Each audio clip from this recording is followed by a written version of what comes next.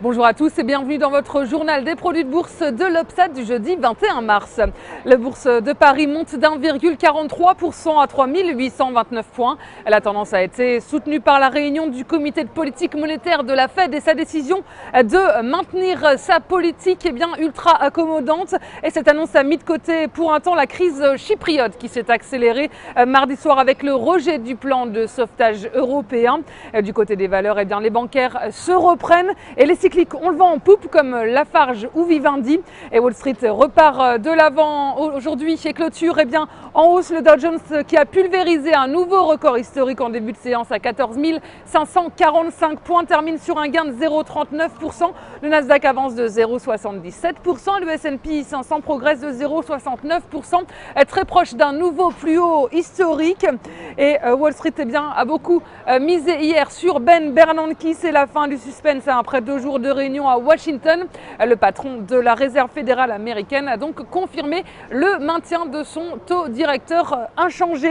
Et pour autant, l'institution reste prudente en ce qui concerne les perspectives économiques du pays, alors que les effets du durcissement de la politique budgétaire aux États-Unis restent incertains. Et les investisseurs ont voulu se recentrer sur les aspects positifs de l'intervention de la Fed. Ils ont mis de côté les inquiétudes qui pèsent sur les interventions de la BCE pour maintenir Chypre à flot. Et si on regarde sur le front des valeurs, on voit que les bancaires retrouvent le chemin de la hausse. BlackBerry signe la meilleure performance du Nasdaq à plus 6,9%.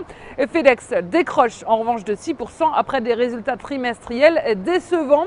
Et les volumes sont en hausse sur le marché des produits de bourse avec 26 millions d'euros échangés dans une séance de rebond. Et du côté de la répartition par type de produit, les certificats sont en hausse à 79% des échanges.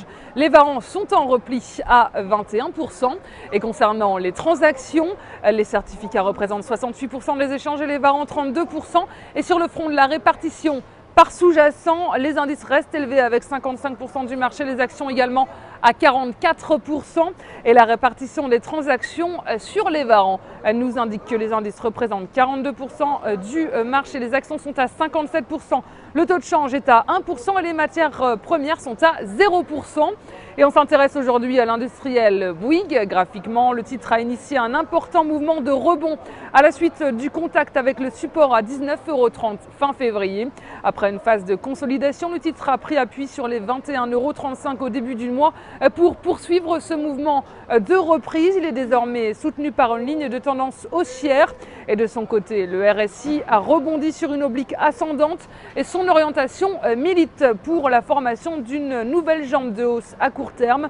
Une nouvelle phase de progression est ainsi privilégiée tant que le support à 21,35 € n'est pas enfoncé en direction de 24,18 € dans un premier temps. Et alternativement, l'enfoncement de 21,35 € amènerait les cours sur 19,30 €.